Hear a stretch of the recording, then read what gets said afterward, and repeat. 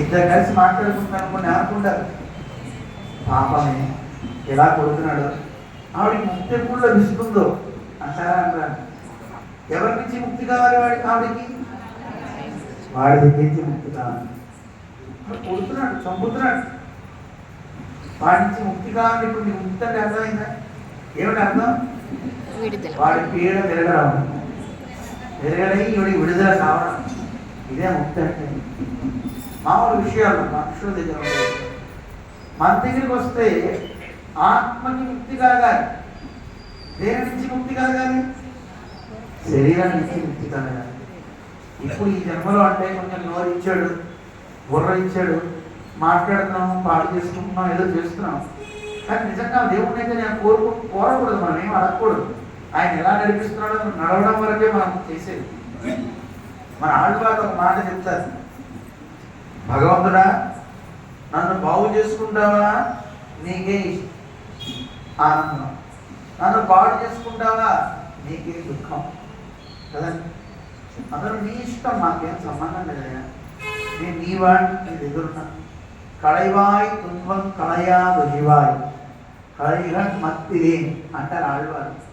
స్వామి నీ ఇష్టం, నేను ఏడుస్తున్నాను అనుకో, నీకు అది ఆనందం అనిపిస్తే నాకు నీ ఇష్టం. నన్ను బంధంలో పడి నీకు ఆనందం, ఓకే, నన్ను ఏ బంధంలో పడేసినా పర్వాలేదు. ఆ బంధం నుంచి బయటపడే ప్రయత్నం నేను చేయను సుమా. ఎందుకంటే నేను చేస్తే మళ్ళీ స్వతంత్రత అయినట్టు లెక్క. అందుకే మహనీయులంతా ఏమనుకుంటారు తెలుసా? కర్మ ఏమంటారు? కర్మ. వాడి ఇష్టం, వాడు నడిపిస్తున్నాడు నన్ను. ఎంతవరకు నడిపిస్తాడో నాకు తెలియదు. ఒక వ్యక్తితో సంబంధం కావచ్చు, ఒక వ్యక్తితో వ్యతిరేకత కావచ్చు, ఒక వ్యక్తితో మైత్రి కావచ్చు, ఏ రకమైన పరమాత్మ కొన్ని పెడతాడు. వాటి వల్ల ఇబ్బందులు, ప్లస్ అండ్ మైనస్ అనే లోకంలో మనం చూస్తూనే ఉంటాం, వస్తాయి. కానీ అదంతా దేనికి? మనం అనుభవించాల్సిన కర్మ. ఏ సమయంలో వాడు సుఖాన్ని అనుభవించాలి, ఏ సమయంలో వాడు దుఃఖాన్ని అనుభవించాలో దాని ద్వారా కర్మక్షయాన్ని చేస్తాడు. ఇప్పుడు చూడండి, మంచి భోజనం తిన్నారు, పుణ్యం ఖర్చు అయిపోతుంది. ఎవడో తిట్టాడు, ఏడుస్తున్నారు, పాపం ఖర్చు అయిపోతుంది. మెయిన్ వచ్చిందే పుణ్య పాపాలు అనుభవించాలి కదా. ఈ ఒక్క రహస్యం జాగ్రత్తగా తెలిస్తే మనిషి బంధంలో పడట.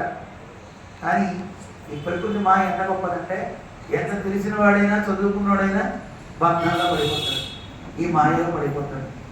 అందుకే తొందరగా వాటికి వశం కాకుండా, ఒకవేళ వశమైనా వెంటనే తెలుసుకుంటాడు, అయ్యో నేను ఇంటి ఇలా అవుతున్నాను, కానీ ఏం చేయలేడు. ఇది మన స్థితి, ఇది బంధం అన్నమాట.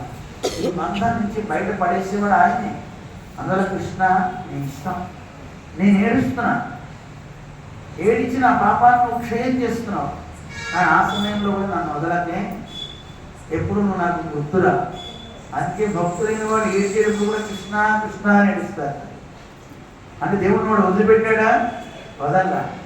సంతోషం కలుగుతుంది, నవ్వేటప్పుడు కూడా కృష్ణ కృష్ణ కృష్ణ అంటున్నాడు, అప్పుడు వాడు దేవుని వదల్లా. ఈ వదలని స్థితి మన దగ్గర ఉండదండి. ఎవరి దగ్గర ఉంటుంది? ఆయన ఇవ్వాలి. దేవుడా నువ్వు నాకు ఇస్తే ఉంటుంది, నువ్వు ఇవ్వకపోతే నేను ఎంత సంపాదించుకున్నా ఉంటుందా? మా చిన్నప్పుడు ఒక ఆయన చెప్పారు, ఎప్పుడు దైవనామస్మరణ గుర్తు రావాలని పదే పదే అనుకుంటూ ఉండేవాడు. ఆ అనుకుంటున్నప్పుడు ఎప్పుడైనా జారి పడినా, ఎదురురాయి తగిలినా ప్రతివాడు అబ్బో బాబో ఏంటంటే చూసి నవ్వేవాడు. రాయి ఎదురురాయి తగిలింది కృష్ణ అనాలరా, కింద జారి పడితే నారాయణ అనాలరా అన్నట్ట. వీడియో ఒకసారి చెట్టుకి కింద పడ్డాట. అది చూసిన వాళ్ళంతా అనుకున్నట్టు ఏమంటాడు అని, చచ్చాంద్రోయ్ అన్నట్టు. ఏమనాలి వాడు? కృష్ణ రామ అని ఆ అన్నవాడిని చూసి నవ్వాడు. మన అన్నవాడి ఎవరన్నా పోయే స్థితిలో ఉంటే పాప ఏం మాట్లాడలేకపోతే ఏమంటాడు వెళ్ళి, ఏ నారాయణ ఆలయనా ముక్తి లభిస్తున్నాయా? వీడు ఆ స్థితిలో వస్తే అప్పుడు అది కూడా అన్నట్టు ఏమవుతాం మనకి? ఎలాంటి స్థితి వస్తున్నాం మనకి? భగవంతుడు చాలా గొప్పవాడు, ఆయన నడిపిస్తాడు. అందువల్ల గుర్తుపెట్టుకోండి, జ్ఞాన భక్తి వైరాగ్యాలు, క్రమమేమిటి? జ్ఞాన భక్తి వైరాగ్యాలు, ఈ మూడు భాగవతం వల్ల మనలో పుడతాయి, నాట్యం ఆడతాయి మనలో. ఈ భాగవతాన్ని శ్రద్ధగా చదివినా విన్నా దీనివల్ల మనకి ప్రయోజనం ఏమవుతుంది? ఇప్పుడే చెప్పాను, ముక్తి అండి, ముక్తి లభిస్తుంది. అసలు భాగవత మహాత్మ్యం చెప్పేసినట్టే మీకు. ఈ ఒక్క లైన్ తెలిస్తే భాగవత మహాత్మ్యం అయిపోయింది. ఏమది? భాగవతం వింటే ఏమేమి పుడతాయి మనలో? జ్ఞాన, భక్తి, వైరాగ్యం. ఈ మూడు పుడతాయి. పుట్టడం వల్ల మనకి కలిగే ప్రయోజనం ఏమిటి? ముక్తి. అయిపోయింది. ఈరోజు స్టోరీ అయితే ఈ జ్ఞాన భక్తి వైరాగ్యాన్ని అనుగ్రహిస్తాడు నారద భగవానుడు. ఇది పద్మపురాణంలో ఉన్న కథ. ఇప్పుడు మీకు అర్థమైందా? ఇప్పుడు నేను చెప్పబోయే స్టోరీ ఏమిటనేది చిన్నగా చెప్పేస్తా. ఇప్పుడు మీకు కథ చెప్తా. తొందరగా అయిపోతుంది, అర్థం అవుతుంది. అయిపోకూడదండి, అయి ఉండాలి. అయిపోవచ్చా? ఉండాలి. లోపల విన్నది ఇక్కడే ఉండాలి, గుర్తుపెట్టుకోవాలి. అసలు ఈ భాగవతాన్ని లోకంలో అందరికీ అందింది అంటే కారణం కొంతమంది మహానుభావులే ఋషులు. ఇక వేగంగా చెప్తా, శ్రద్ధగా వినండి. నైమిషారణ్యం అనే చోట దీర్ఘసత్ర యాగం చేస్తున్నారు ఋషులందరూ.